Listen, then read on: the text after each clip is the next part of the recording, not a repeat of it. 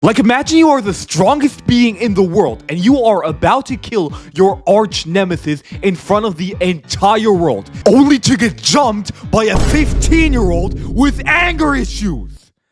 And he starts kicking your ass. This fight made me wet. I swear, bro, the switch up on MHA needs to be studied, cause bro, Season 8 might just have one of the best starts that I've ever seen to an anime season. And I swear, bro, this Bakugo vs. All For One fight was genuinely peak. Now, in case you haven't seen the show yet, which I would greatly recommend, but you still want to watch this video because, hey, I only make good videos, then here's a little recap for you. Spoilers ahead, of course. So, my hero is currently in its final arc, and this final arc is basically the 4th Ninja War, but with superheroes. And these superheroes are fighting against two major villains, and those two major villains would be Shigaraki and the absolute bum All For One. And believe me when I say this, he really is a bum. But despite the heroes fighting a bum like All For One, they are low-key getting their ass whooped. The heroes were so out of staff, they had to literally send a retired superhero out of retirement into battle with a Iron Man suit to go install All For One. Which didn't work. Cause bro, how do you end up in this scenario? Man, what the fuck, man? Like, I just can't even imagine being Midoriya in this situation. Like, imagine you are fighting Shigaraki, the worst villain of all time, and then you look to your right and you see your goat being pulled apart like a Snickers bar. And there is nothing you can do about it.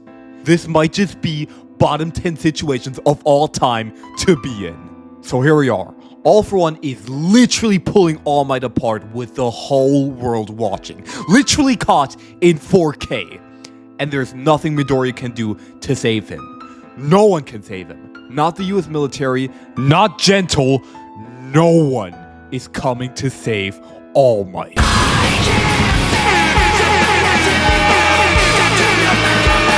Or so we thought, because we have this majestic ass motherfucker coming back to life, and he immediately starts cooking.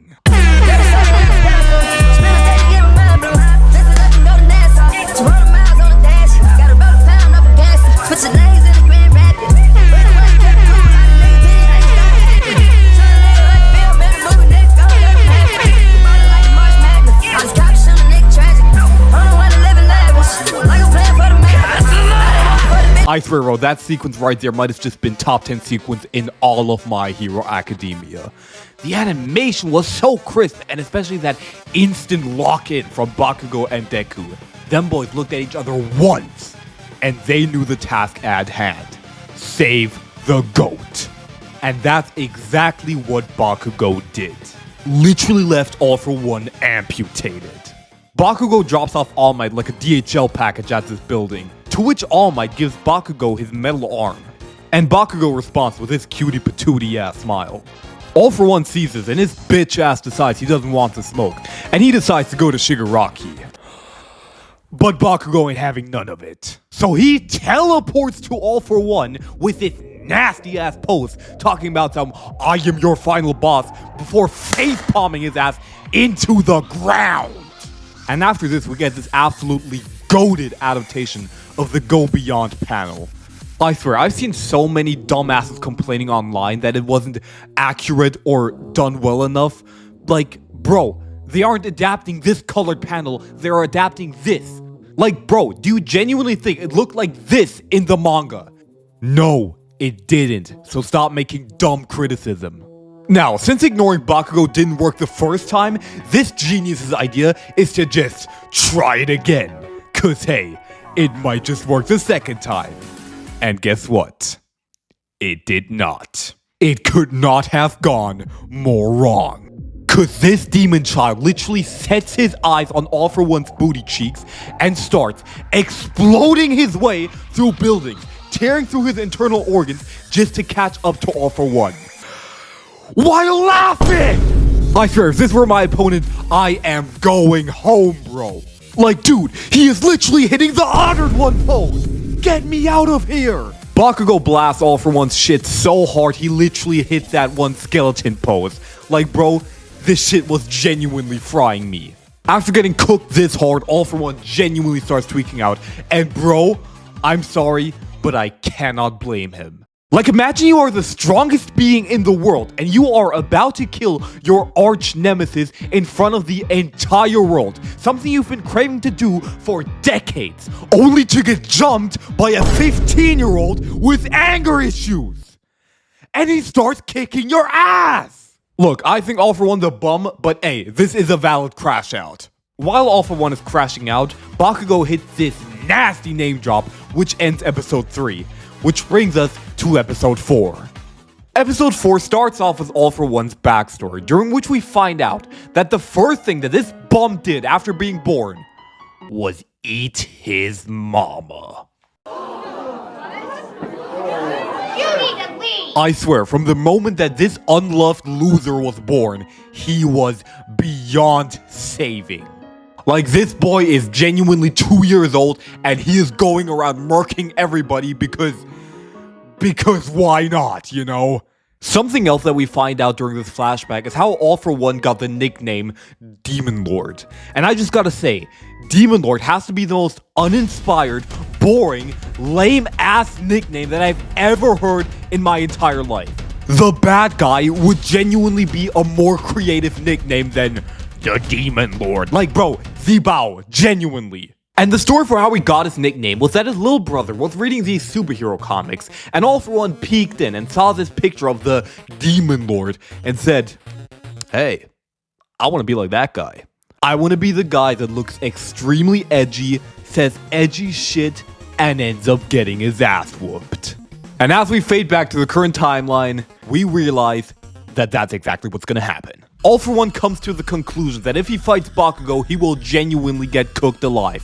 So he charges his super ultimate, his last hurrah. And the name of the attack is...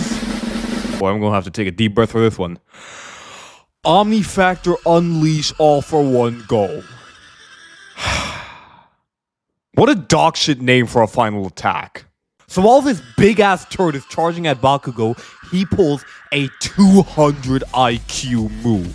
As Bakugo secretly sends his explosive sweat beads covered in normal sweat beads towards All For One, so that as soon as All For One gets close to him, he can explode the motherfuckers and stop All For One's big-ass turd right in its tracks. Which leaves All For One open for Bakugo's final attack.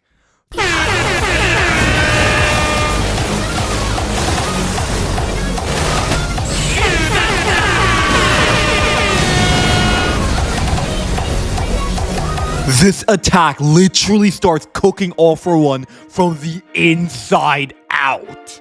The powers that All For One stole turn on him and literally tell him that he is cooked. Deep fried, bro. Bakugo face palms his ass and literally hits him with that same animation that All Might did when he defeated All For One in Season 3. Absolute cinema, bro. This whole sequence is just so peak, dude. The emotions, the animation, and the sheer hype of it all. Like, bro, I was so geeked while watching this shit, bro. And Yuta's a bitch. After the smoke clears, we'll get to see what became of All For One, and oh, hell nah. This is literally a case of coughing baby versus hydrogen bomb. And boy, is that one ugly ass baby.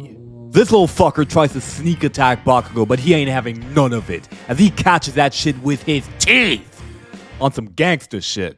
This leads to All For One crashing out so hard for the final time that he literally reverts back to being semen, which leaves my GOAT Bakugo as the winner.